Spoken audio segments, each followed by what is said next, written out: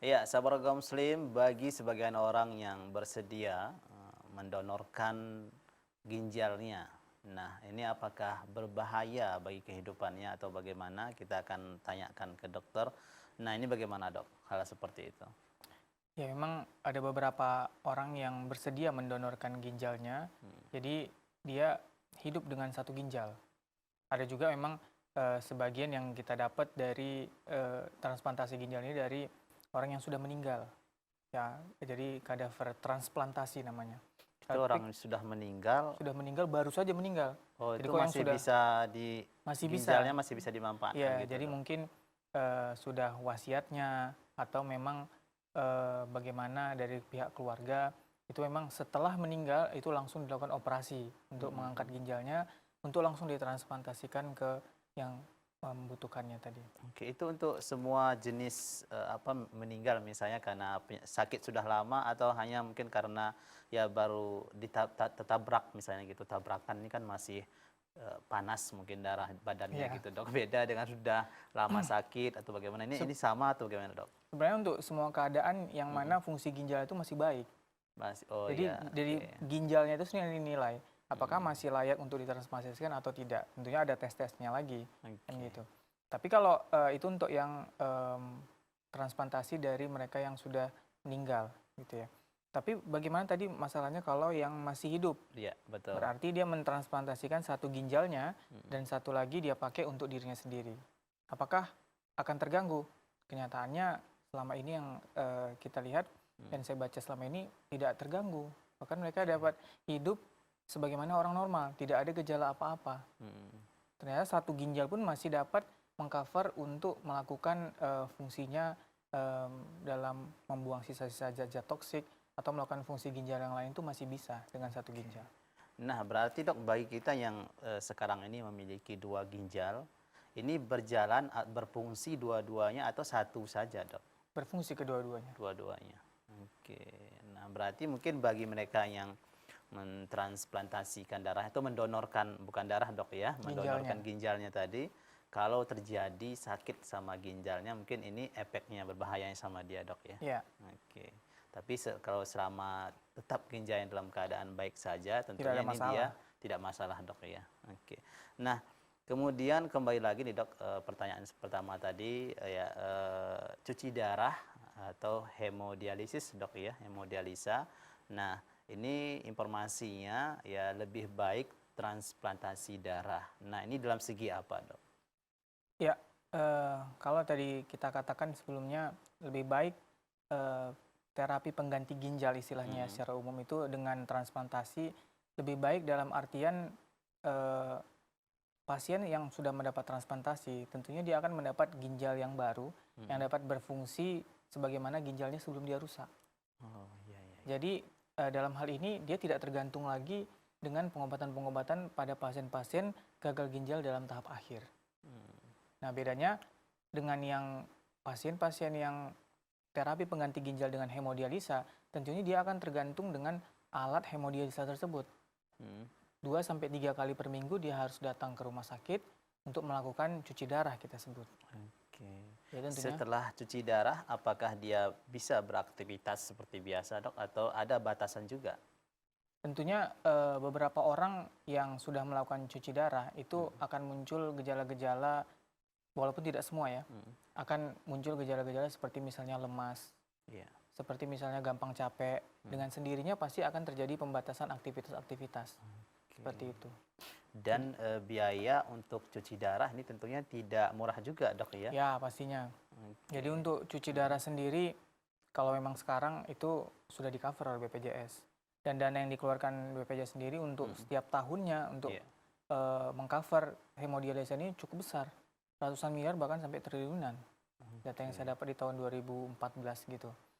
Jadi bayangkan berapa sebenarnya yang sudah kita dapatkan dari fungsi ginjal ini sendiri. Tanpa kita sadari sebenarnya ginjal kita yang normal itu sangat berharga tanpa Sangat kita berharga sekali, sadari ya. Dok, ya.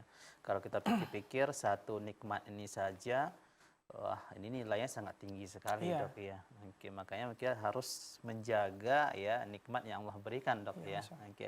Nah, kemudian nih, Dok, ada sebuah pernyataan bahwasanya menahan buang air kecil lama-lama. Nah, ini bisa menyebabkan berakibat pada penyakit ginjal atau gagal ginjal. Ini benar atau bagaimana, Dok? Fakta atau mitos nih, Dok? Iya, kalau untuk menahan buang air kecil, Mm-mm. itu memang pengaruh meningkatkan resiko kejadian batu ginjal.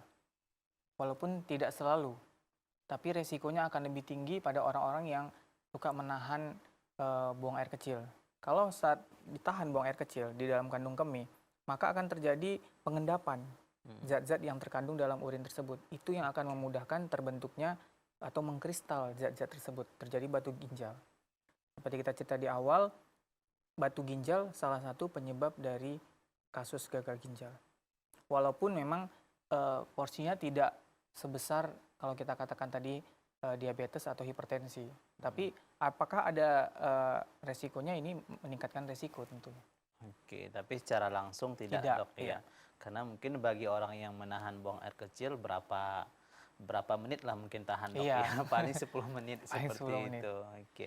Nah, kemudian nih, Dok, agar kita tetap ya ginjal kita tetap dalam keadaan sehat. Nah, ini apa saja yang perlu kita lakukan nih, Dok? Ya. Jadi apa saja tips-tips atau saran kita lakukan untuk merawat ginjal kita? Kalau kita tidak punya penyakit-penyakit yang saya sebutkan tadi, itu tentunya pola hidup sehat sangat kita anjurkan ya. Konsumsi terutama memang air putih itu 2-3 liter per hari. Itu memang sudah jadi kebutuhan yang wajib kita bilang. Kemudian makan makanan yang sehat, gizi yang seimbang. Terus kalau misalnya kita sudah memang ada penyakit-penyakit seperti diabetes, hipertensi, asam urat. Nah, penyakit-penyakit seperti ini memang ini wajib dilakukan pengecekan.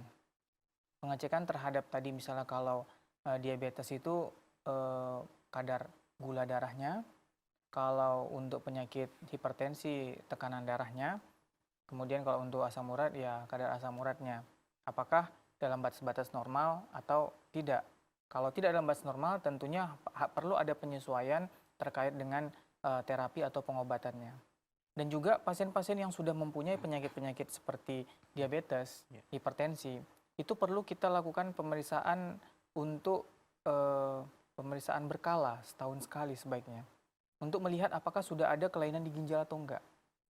Nama pemeriksaannya yang paling sensitif kalau dari sisi laboratorium namanya pemeriksaan mikroalbuminuria. Maksudnya itu gimana, Dok? Maksudnya begini, jadi penanda ginjal ini sudah ada kelainan atau enggak, itu kita lihat dari urinnya atau kencingnya. Salah satu tadi fungsi ginjal saya katakan adalah menyaring zat-zat toksik sebagai filtrasi dia. Kalau misalnya kita anggap dia seperti saringan teh, katakanlah seperti itu. Kalau dia sudah mengalami kerusakan, kita misalkan saringan itu bocor, tentunya misalnya kita lakukan saringan, seperti saringan teh tadi, tentu tehnya juga akan bocor. Betul. Nah, kita lihat seperti itu juga di ginjal. Apakah ada zat-zat yang bocor, artinya yang nggak seharusnya itu keluar dari urin, ada di urin. Itulah tadi yang kita sebut dengan mikroalbumin. Albumin ini salah satu seperti bagian dari protein juga, yang sifatnya kecil. Jadi kalau sudah ada kebocoran yang kecil, dia akan terdeteksi di urin. Jadi sebaiknya pada pasien-pasien yang sudah ada DM, hipertensi, setahun sekali periksa mikroalbuminurianya. Oke, atau bisa disebut dengan protein juga bisa, Dok, ya? Iya, tapi kalau protein itu protein yang sudah bermuatan yang lebih besar. Besar, ini bagiannya, ini Dok, bagian yang ya? lebih kecil lagi. Oke, gitu. tapi itu sudah bocor masuk ke kantong kemih gitu, Iya, berarti, Dok? sudah keluar lewat urinnya. Oke, nah itu salah satu bentuk untuk mengetahuinya, Dok, ya, bahwasanya ginjal kita itu sudah bermasalah, seperti itu sahabat keluarga muslim. Kemudian, Dok, satu pernyataan lagi bahwasanya ada yang mengatakan 1 dari 4 orang yang menderita gagal ginjal yang sudah mengalami hemodialisa, nah itu akan hanya mampu bertahan hidupnya 1 tahun. Nah, ini rata-ratanya gimana, Dok? Ini mitos atau fakta, Dok? Ya, kalau terkait dengan usia, memang ini kehendak yang maha kuasa. Iya, betul. Tidak ada yang bisa memastikan gitu. Tapi kalau kita cerita dari sisi ilmu pengetahuan, tentunya ada penelitian-penelitian seperti itu. Tentunya kalau pasien-pasien yang sudah mengalami gagal ginjal kronik, ini tentunya terkait dengan kepatuhan dia untuk menjalani terapi yang diberikan. Kalau sudah stage 5 tadi, ini tentunya dia harus hemodialisa reguler. Tentunya berbeda tempat, berbeda data statistiknya tadi. Mungkin kalau di Indonesia dibandingkan di luar negeri, mungkin kalau di luar negeri lebih banyak yang bertahan hidup dan lebih lama, ya. Tapi kalau untuk di Indonesia lebih sedikit yang patuh terhadap pengobatan-pengobatan, lebih banyak yang meninggalnya dibandingkan yang selamatnya, seperti itu. Jadi tergantung dari pola kepatuhan dia menjalani pengobatannya. Itu yang biasanya cara ilmu kedokteran akan mempengaruhi kualitas hidup dan prognostik istilahnya. Kemungkinan ke depannya itu berapa lama lagi. Oke, baik, terima kasih Dok. Ini sangat mengerikan dan juga berbahaya sekali tentunya Dok ya, dari penyakit tentang gagal ginjal ini. Baik, sahabat Program Muslim, sudah 1 jam kita bersama. Itu artinya kita akan cukupkan sampai di sini untuk pertemuan kali ini. Mudah-mudahan sahabat Program Muslim, apa yang disampaikan dokter tadi ini sangat bermanfaat untuk kita, dan mudah-mudahan kita menghindari faktor utamanya tadi Dok ya, seperti DM, kemudian hipertensi, kemudian asam urat nih. Kalau sudah ini yang mengenai kita menderita penyakit seperti ini, ya kita harus cepat berobat agar sembuh dari penyakit tersebut, karena penyakit ketiga nih tadi bisa berakibat fatal, yaitu gagal ginjal. Ya, baik Dok, sekali lagi terima kasih banyak Dok atas kehadirannya hari ini. Ya, sahabat Program Muslim, kami juga mengucapkan terima kasih atas partisipasi Anda hari ini, dan juga kami mengucapkan terima kasih kepada Jikroyat yang telah mendukung dan mensupport program kita ini berupa pakaian Kemko seperti yang saya kenakan saat ini. Ya, kita akan insya Allah akan berjumpa pada episode berikutnya. Saya Darus Lian pamit undur diri. Assalamualaikum warahmatullahi wabarakatuh. Waalaikumsalam.